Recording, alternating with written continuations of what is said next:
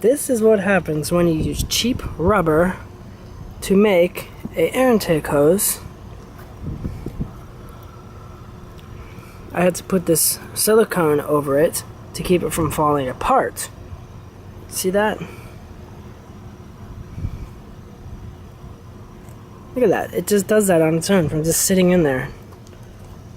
So, what I've decided to do is I made an intake tube out of PVC pipes.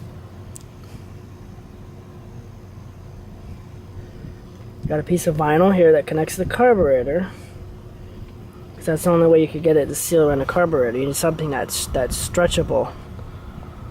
And then over here we have the elbow, and this is a 1.5 inch pipe, short piece that comes here. And then over here you just have 3 45-degree pieces that form that curve that goes up to the airbox. Because I'm doing all this because I do not like those flimsy little air boxes where the filter is hanging out outside, because it's going to get water on it anytime you go over a puddle. And on top I have a reducer slash increaser, goes from 1.5 inches to 3 inches, and that is what is going to connect to the airbox like that. And you have the filter right here later on. As you can see over here, I got some screws in there, and then I also sealed it with a silicone sealer. Down here it's screwed twice into this vinyl tubing to prevent it from separating from vibrations, because it's going to move around when you're driving. And this part's just going to be glued in, and this is going to be screwed into the airbox and glued in to give it a seal. That's pretty much it.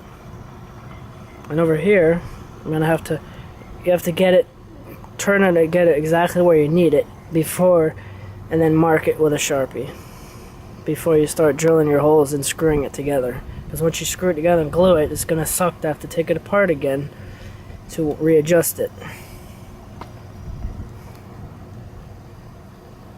So once again, you got 1.5 inch pipe, elbow, and then 3 45-degree pieces that connect together, and this 1.5 inch to 3 inch piece.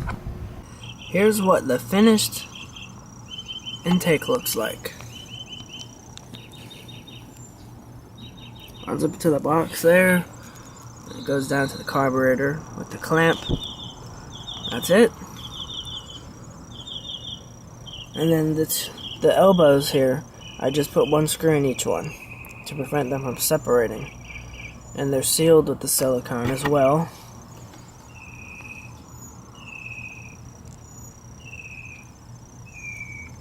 That's what you can do to avoid having to waste money constantly on those rubber hoses that degrade. It even says right on the website that sells them that they're made out of a rubber that is known to fall apart.